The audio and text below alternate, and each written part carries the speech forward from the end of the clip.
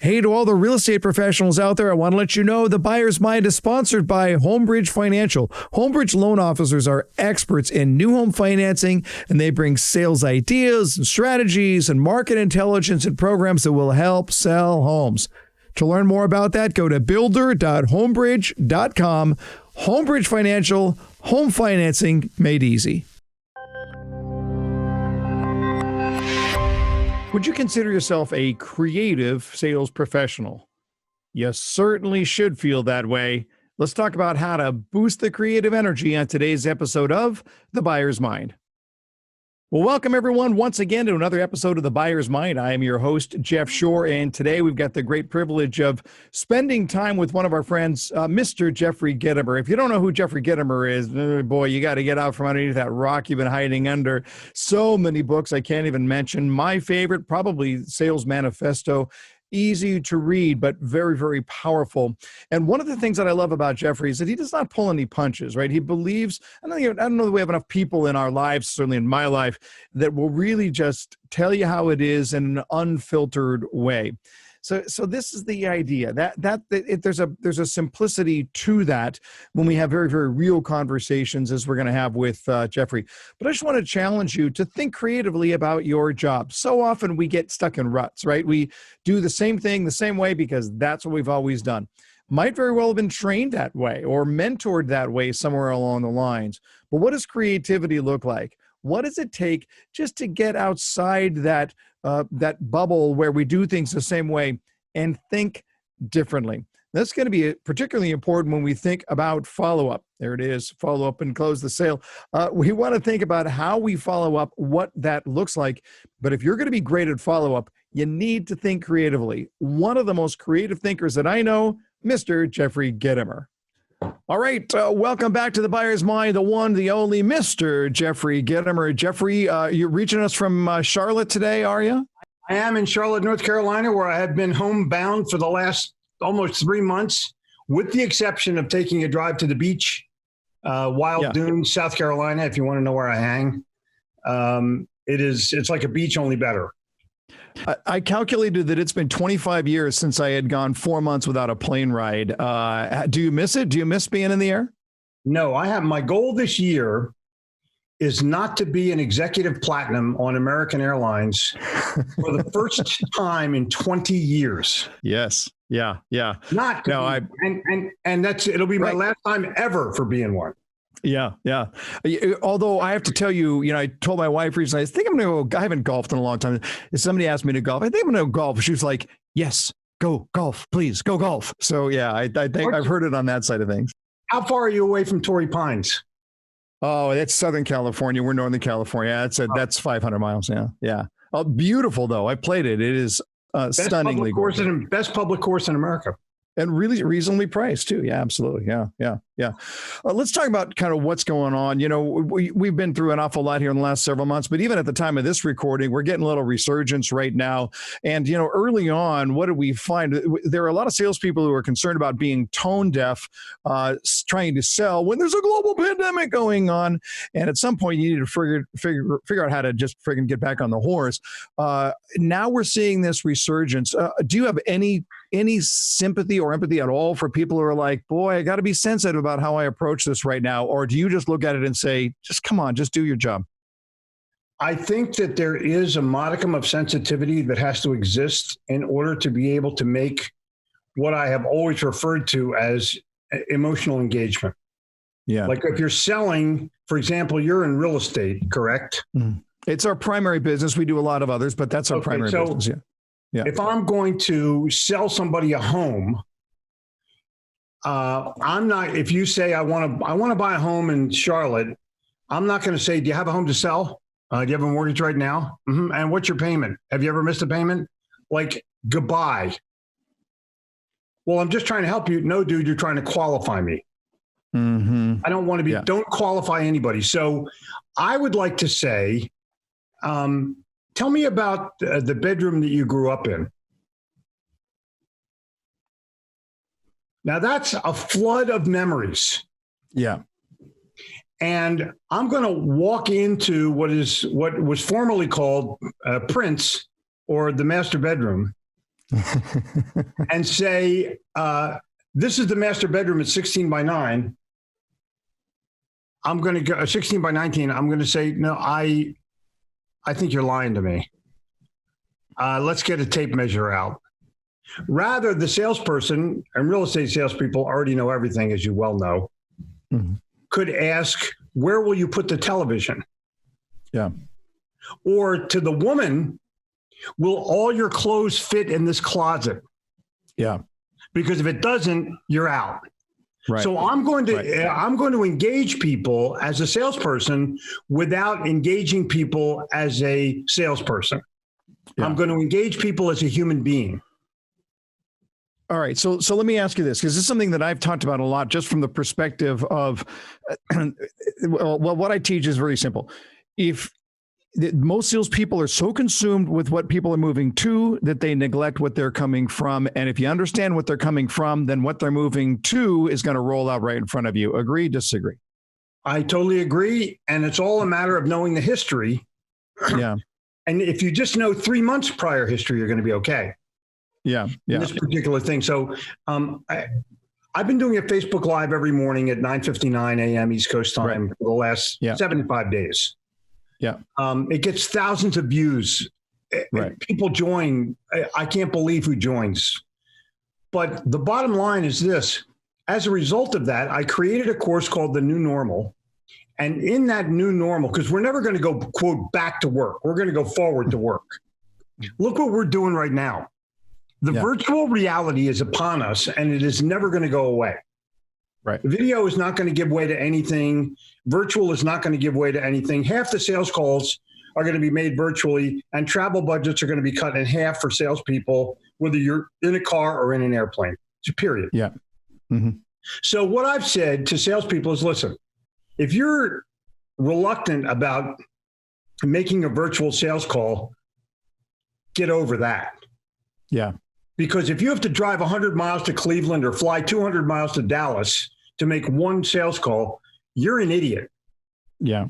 Unless you have a closed deal and it's going to 6 figures and it's a big deal for you, then go. But that's going to be half the time or less. Yeah. On a regular call, you're going to go virtually. But let me go back. You're going to make a connection with a customer that you haven't connected with in a while because of the pandemic. And there's a lot of that. And you want to go back and make a sale. You're going to call that customer up and never mention your product or your lower prices first until you've conducted my form of this interview. Bob, I know it's been a couple months since we talked, and the world is kind of upside down. I'd really love to know what's been happening in your world. Mm-hmm. Some people have had the best years they've ever had. Some people have had a death of a parent in a nursing home. And you better be sensitive to both. Right. Okay, so that's number one. What's been happening? And that's an innocuous question, and you ask it my way, what's been happening? Tell me what's been going on. Mm-hmm. At that point, as a salesperson, I'm on phone or I'm on Zoom with them. I'm taking notes. Then I'm going to ask, wow, that's amazing. What do you need help with the most right now? Mm-hmm. And I'm going to take notes. What's been going on? What do you need help with? Okay. If you know the answer to those 2 questions, you're going to figure out how you can help. And you're either going to say, wow, I think I can help you. And by the way, you're taking notes both times. Now, I have an idea. Bob, I think I can help you. Or there's some kind of something where you ask, how can I be of service to you at this moment? What's the best thing I can do for you and your company at this moment? My product aside, my stuff aside, what's the best thing I can do for you? So now I'm knee deep in their circumstance, and I have all kinds of notes. I'm taking notes every time this person opens up his or her mouth. From there, if I call 10 people, Jeff, I'm going to develop a trend in my industry, regardless of what it is. There's trends in every industry. Right. Sure. So now I'm going to figure out how I can help people, and then I'm going to take action. I'm going to develop a small plan and take action. Develop a small plan and take action.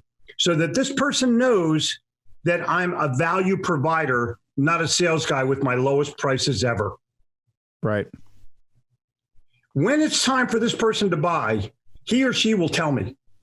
Yeah. If I have to ask them, I've done a wrong thing. I've done a very wrong thing, in my opinion. Mm-hmm. So I'm going to enter gently. I'm going to be a value provider, and I'm going to be seen as a person that I can trust to actually work in my best interest, rather than somebody wanting to make a sale so we can make a quota, so we can get to the president's club, so we can go to the Bahamas. Yeah. Yeah. You know, it's interesting. We bought a quarantine dog here, and we bought it completely virtually, right? We found the dog online. The dog's 5.5 hours away. We found it online. The seller interviewed us over the phone, took her phone and sort of, here's the dog. Well, this is how it interacts, whatever. This is a dog. I don't know if there's anything more emotional purchase than a dog. By the time we met face to face and I saw that salesperson, was like, listen, can we hug? I know it's coronavirus, but can we hug? I mean, we just love this person. Yeah. And by the way, I paid more for this dog than I paid for Karen's wedding ring. This was not an inexpensive dog at all. And yet it was all done virtually. Is it a bred dog? It's a mini Australian Labradoodle, whatever the hell that is. Yeah. Yeah. Oh, sounds girly. Best dog I've ever had. I've had the dog for 8 weeks. It's barked 3 times. It's really good. Okay. You know, I love the idea of that virtual meeting being the main event. So let's talk about what else changes, because I think with our customers right now online so much of the time, our role as chief sorter outer is going to be really, really pronounced. To me, in some ways, I think our customers have too much information by the time they finally get to us. Agree or disagree? Right. But they only give a shit about what's important to them. Mm-hmm, they don't care about your information. They don't care if you drop dead on the other end of the call. Yeah. They want information that will help them win. Yeah. And so if you're in that zone, if you're in that mode and you have information that you think will help, offer it. And I promise you, they're going to pay attention. Yeah. You know, Bob, I came up with an idea yesterday. I wonder if you'd be interested in da-da-da-da-da. Yeah, I am. And I wonder if you could get your CEO on the phone so we could talk about it. I'm going to make sure that I get as high on that ladder as I possibly can to get buy-in from somebody that matters. Yeah. Yeah. When you look at sales today, you were knocking on doors in New York City way back in the day, pre-internet. Setting COVID-19 aside for just a second, is sales easier or harder in 2020 than it was in the pre-internet, say 1990? What do you think? There's 2 answers to that. It's harder to get in the door because of policing and all the you need to get through security, but it's easier because of the information that's available to you through Mother Google or DuckDuck or whatever you want to use. Mm-hmm. Yeah. And so I would challenge any salesperson who says it's hard to get in the door. It's because they're lazy. Yeah. Most salespeople will not do the hard work that it takes to make selling easy. And so let me break in, because I know for you, this is going to be something that you and I share. We get pitched, you and me, as business owners, all the time by that same stupid, obnoxious email that says, I read your blog post about this, or I saw you had this person on your podcast, or whatever it is. And boy, do I have something that's going to knock you. You have no idea who I am. And this just drives me nuts, because it wouldn't take any time at all to figure it out. Delete. Totally. Just hover over the delete button all day long, right? So that's a big challenge. But even a bigger one is most salespeople are not qualified to build a relationship and earn a sale and earn a referral. They are qualified to take the slides that marketing has given them. I don't mean to be, I'll try to do this without getting beeped. No customer wants to see your slides. Mm-hmm. Yeah. So if you have them, give them back to marketing, tell them to make 5 sales and report their findings. Mm-hmm. Yeah. So slides are out, sales pitches are out, help is in. And that's where we're going to be for the next 6 months or so. Yeah. Yeah. It makes sense to me. That also means that we're going to have to talk about diligence and follow-up. I want to thank you. You were actually quoted twice in the new book because of stuff that you wrote in the Sales Bible. So thank you very much for that. Hang on a second. There's a reason that I like you. And your listeners should pay attention to this. As a sales professional and someone who helps other people win, Jeff Shore understands how it is really done. So all of the, I don't want to mention any names because it wouldn't be fair to them, and I don't want to get into a lawsuit about who's right and who's wrong. Fair enough. Jeff Shore is an assertive salesperson, not an aggressive salesperson. Got it? Aggressive salespeople show slides. Assertive salespeople ask questions. Mm-hmm. And that's the point of this process. Jeff Shore is going to teach you how to close a sale by asking other questions that confirm the sale. That's his brilliance. And you guys need to understand that. And when you don't read his book, you study his book. And that way you become a better salesperson almost automatically, because there's nothing in that book that's complicated. Well, I think we can wrap it up right there. Thank you. Thank you for that. That's deeply humbling. Honestly, Jeffrey, that means a lot to me. It really, really does.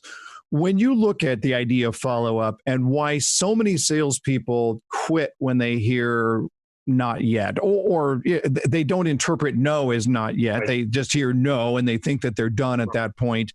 And yet, man, this is where the opportunity really lies. And now when you add virtual follow-up, I mean, for you and I, when we were just boots on the ground on our sales day, how much would video have helped us to be that much?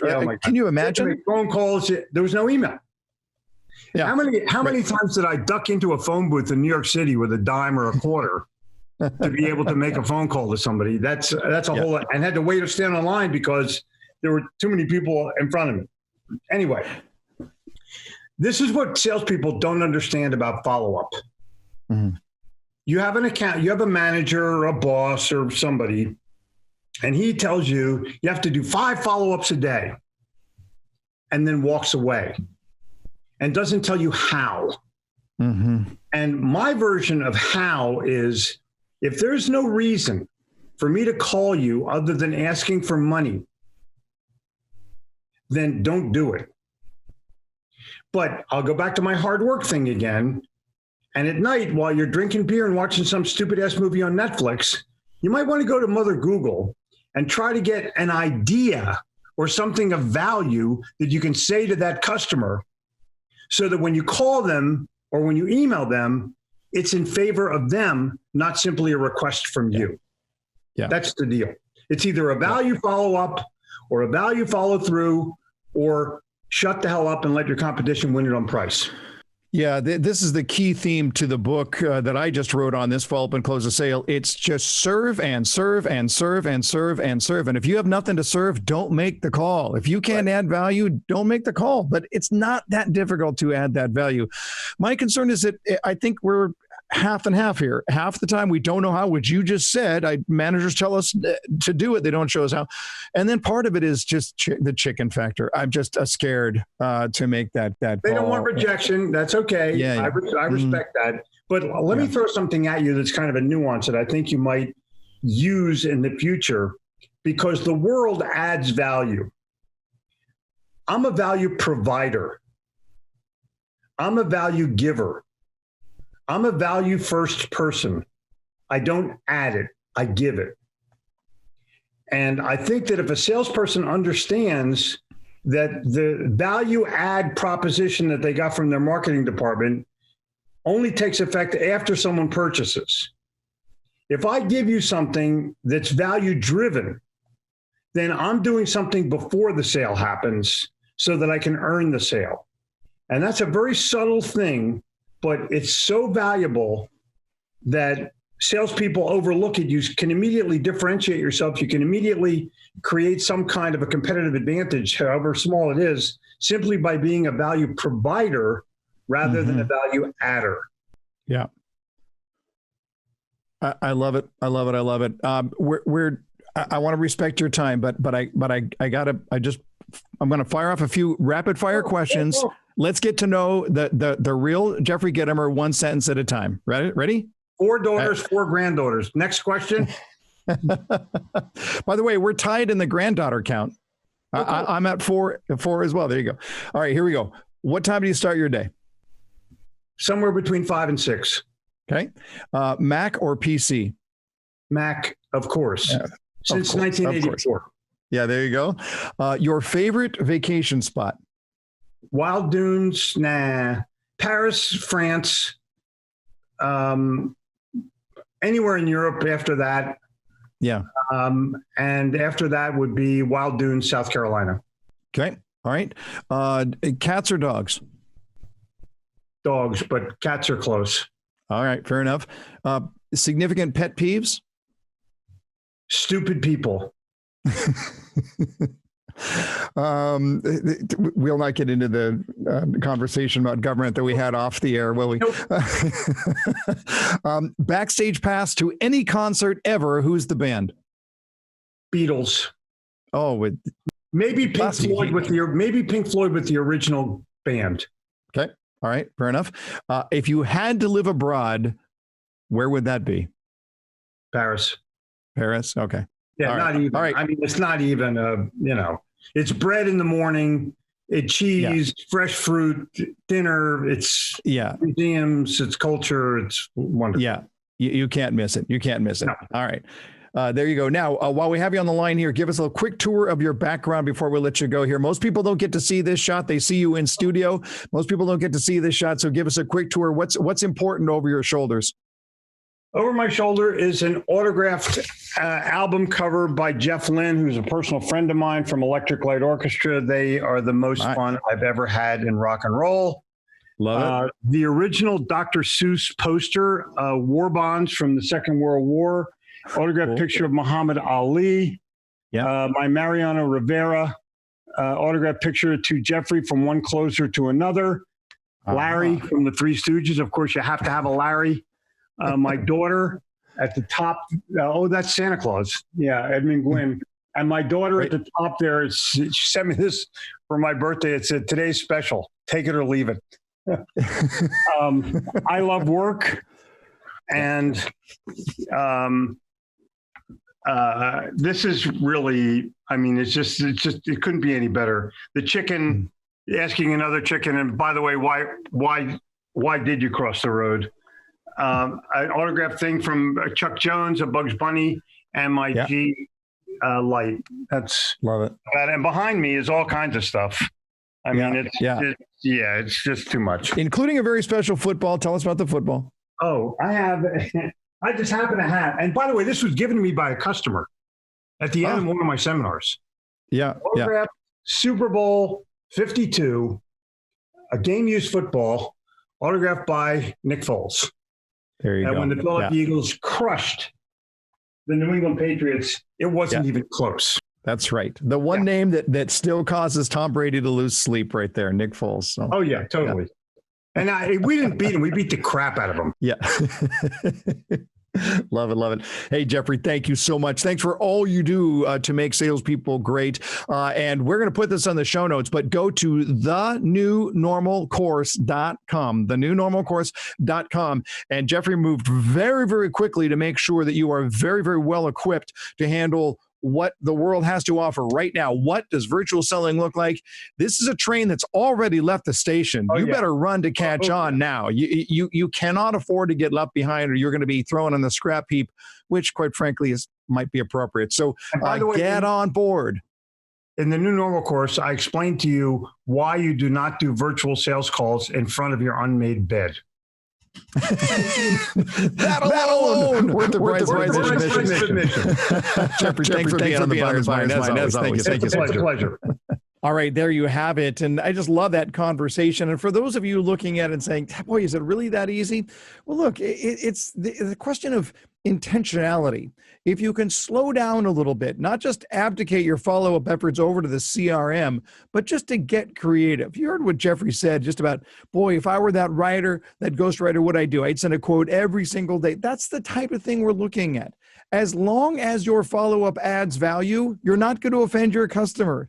You'll never be accused of intrusion marketing if all you're doing is adding value to your customer's life. So that's the question. That's what you need to be thinking through. How do I add value? And I always love having the conversation to talk to Jeffrey because it gets me thinking on a higher plane. And I don't want to just be victim of my own sales presentation. I don't want to be victimized by thinking the same way. I just want to think in a unique manner. So I want to encourage you, think about your own follow-up efforts. Step aside for a few moments, even today, to ask, what does creative look like? Best way to do that is to think of just one customer that you're working with right now, just one, and ask what would be a creative way to follow up with that one customer. When you do this right, it makes all the difference in the world. Follow-up should be fun. If you're not having fun with your follow-up, I can promise you that your customer is not. Have a little fun with your follow-up, and you'll have the opportunity to change someone's world.